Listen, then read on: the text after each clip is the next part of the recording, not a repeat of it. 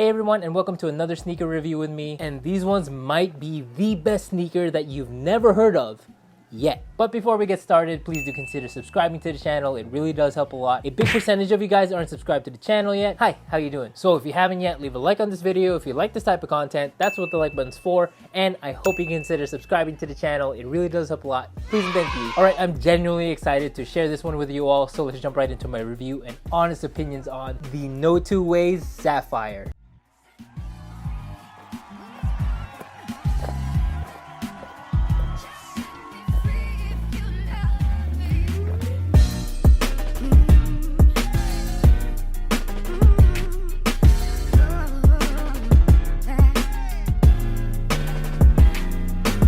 Notwoways is a sneaker brand from East London that launched in 2020 by Callum McGinley, better known as Callux on YouTube, with about 3.85 million subscribers, alongside Rockwell Princely, an eco-focused footwear designer who graduated from the London College of Fashion. Together they created a brand that focuses on technical, fashionable, sustainable, and affordable footwear, and since its launch have not only hit less than minute sellout times, but have also been featured by notable publications such as Hypebeast, Nice Kicks, Culted, and even GQ magazine. They since have released 4 different colorways, with this one being the 5th one released last November 1st, 2021. Let's start off with the silhouette itself because it is a brand new sneaker. At first glance, you can tell that it's a hybrid between a high-performance urban trekking or running shoe and a very stylish, chunky designer silhouette. For the upper, it's the perfect combination of sustainably sourced suede and nubuck, featuring the Notwoways orange, coastal blues, and of course Saphfire, where it gets its clever name. The shoe comes with white rope laces that have black metal tips at the end with the Notwoways logo engraved into it. I do also believe that these laces are made from recycled fishnet, but I can't find the exact source of where I heard of it, so don't quote me on that. You also get an extra pair of reflective coastal blue laces, and if you were the first of 100 to order the sneakers, you also get a limited edition pair of black laces, which I unfortunately did not get. Unless you know Notwoways, maybe you could hook a boy up. Yes?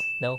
Maybe. Those rope laces go through translucent recycled rubber eyelets at the top of the toe box in ice blue, and the same rubber can also be found on the pull tab at the heel of the shoe as part of this innovative heel cage that I've honestly never seen before. It adds great lockdown whether you tie your laces down or have it in the slip-on version like I do, and the padding around the ankle is super soft, it's snug, and definitely comfortable. Also, I don't know if they meant to do this, but since the heel cage adds another layer in between the actual ankle collar, it creates this sort of hidden pocket to maybe hide some emergency cash during your commute. So I just thought it was pretty cool. Speaking of soft, you have the padded tongue with the suede coral blue Notwoways tag stitch on and offset to the outer side of the tongue. Behind the tongue, not only do you have the size tag of the sneaker, but you also have this very nice bandana pattern. Some hidden gems can also be found on the foam insole, which has the NTW logo and a QR code which leads to the Notwoways website. Under that said insole, the floor of the upper actually has Notwoways embossed into it. I mean, the amount of attention to detail, it's something I would have never thought of. It's honestly incredible. Some smaller hits include the NTW logo on the outer side of the toe box and on the outer side of the heel near the bottom, hand embroidered stitching for the lace loops, a nylon strap that acts as a heel counter for an even more secure fit, and black rubber mud guards around the forefoot and the heel of the shoe. Last but not least, you have the responsive and recycled Phylon midsole with specks of recycled material embedded into it, kind of like what you would see on the Nike Space Hippie line, and the translucent gray trekking rubber outsole that helps reduce slippage and also has the Notwoways logo at the bottom of the forefoot. As for sizing, unfortunately they do not have half sizes in this sneaker. I got my sneaker in a 12. I'm a true size 11.5, but my feet are wide, so I always go 12 in all of my sneakers, and I can say these do fit great. I'm able to slip in and out of the shoe with ease. The toe box has the perfect amount of wiggle room. It's not super tight or snug where it's uncomfortable. So if you want a pair of Notwoways sneakers, I definitely stick to their recommendation on their website. For the next part, at least for my Philippine audience, a lot of you have not seen this sneaker yet, so I thought I would do it justice and give you guys a very in-depth review, not only about how they feel in hand but also on foot, because luckily enough before this review I was able to wear them out and test them. So in hand, I gotta say nothing about the sneaker feels cheap, even with the fact that a lot of the materials used are recycled or the more sustainable version. The nubuck is is so smooth. The suede on the side is nice and plush. And I love the addition of the mud guards on both sides and on the back of the shoe to help protect the premium materials. Although in all honesty, I feel like these materials can take a good beating since they are pretty close to the materials used on shoes like Nike's All Condition gear or even Timberland boots maybe. It's a blessing in disguise,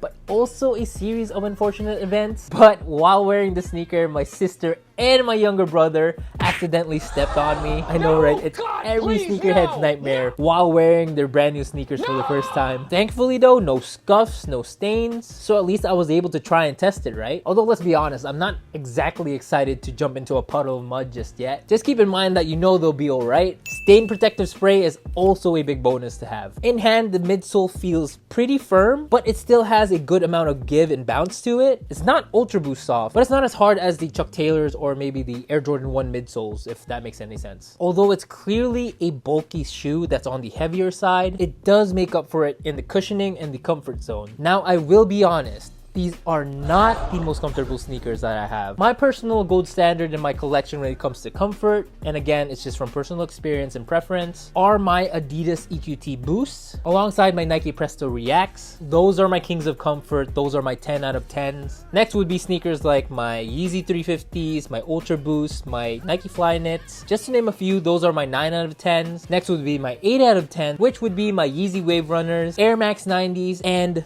these guys. Now, I know that that's not a perfect score. It's above average at least, but still not a perfect score. You might think that fact is disappointing, but something that you need to know about me is 1, Air Max 90 is my all-time favorite silhouette, and number 2, I literally had to stop myself from wearing my Yeezy Wave Runners the first time I got them around because I was beating them up so much from how much I've been wearing them. So this being in the level of those sneakers says a lot. Speaking of which, the Wave Runners are actually the sneaker that I compared to these the most because of course the similarity in shape, the colorway, the overall dad shoe vibe. This may shock you. Again, it's just my own opinion formulated from my own personal experience. These feel a bit better on foot than the Wave Runners. Although Yeezy 700s do have boost in them, they're encapsulated in this EVA foam, which kind of takes away from the overall bounce of the sneaker. These on the other hand have the same amount of cushioning and bounce all throughout the sneaker, in addition to the very soft insole. The margin between the two isn't that far, but they're still both 8 out of 10s. But still, personally, I'm super impressed with the so-called underdog in this scenario. Everything was constructed very well. I'm not too worried about pulling the heel tab too hard or even tightening the laces too tight that the hand embroidered stitching will come off. And like I said, tried and tested, bumps, scrapes, steps, these babies can hold their own. And lastly, even though they're on the bulkier, heavier side like I mentioned, they still are very pleasant to walk in. They look like they'd be clunky and stiff, but they're surprisingly very flexible, very comfortable. I could honestly walk in these all day. Maybe if I had to, the one thing that I didn't like about these sneakers, and those who have watched my sneaker reviews probably would have guessed, it's gonna be the translucent rubber hits, especially for the rubber outsole. You guys know I'm not a big fan of yellowing. It would take away from the overall cleanliness of the sneaker. It's just a natural phenomenon for it. I'm not too sure if gray translucent rubber yellows, but just because of the fact that it is translucent, plus it's gonna be the most worn out part of the sneaker, I don't think I'm gonna keep my hopes up. Now finally, for my thoughts and honest opinions on the sneaker. And these sneakers,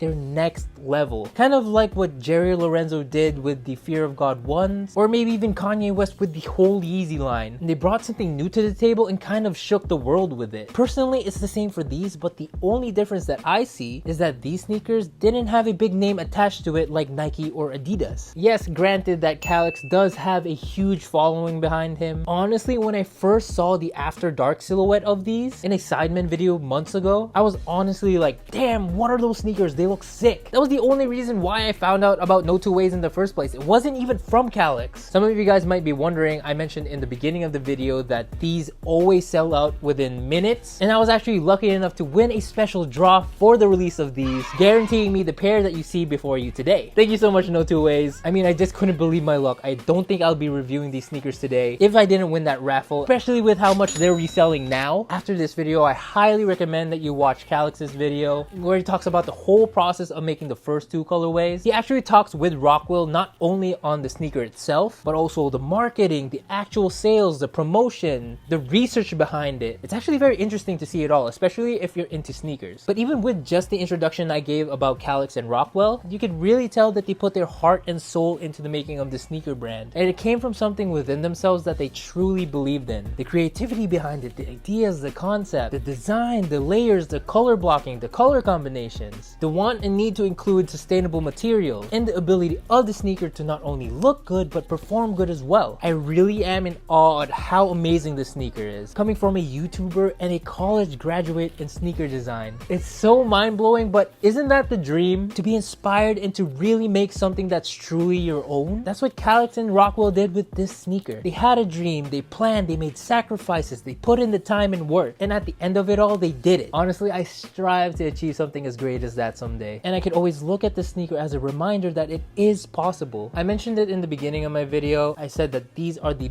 best sneakers that you haven't heard of yet, and the emphasis was on yet, because I truly believe that this has the potential to be up there with Nike and Adidas and New Balance and all of the sneaker brands. I mean, Callux said so himself. But hopefully one day, No Two Ways will be on the corner of Oxford Street and you'll all be able to come there. So overall, for the Sapphires or even the brand in general, it's a breath of fresh air. Finally, something new has come to the table, and to my sneaker collection, of course. It's so exciting to see such a bright and inspiring dream come to reality, and I really can't wait to see what's coming next, because honestly, in my opinion, it's all upwards from here. There's no two ways about it. And that is it for my review of the No Two Ways Sapphires. What do you guys think? Not only on the sneakers, but on the brand itself. Leave a comment down below. I love conversing with you guys there. Follow me on Instagram at @albperalta. I'm a bit more personal there. I post stories almost every day, and I post when I have a new YouTube video out. So that's one way to get notified, other than, of course, subscribing to the channel, guys. It really does help a lot. Check out my other videos on this channel. As the banner says, I have anything and everything in between on there. And that is it for this video. I hope you guys enjoyed it. Thank you all for watching, and I'll see you guys when I see you. Bye, guys.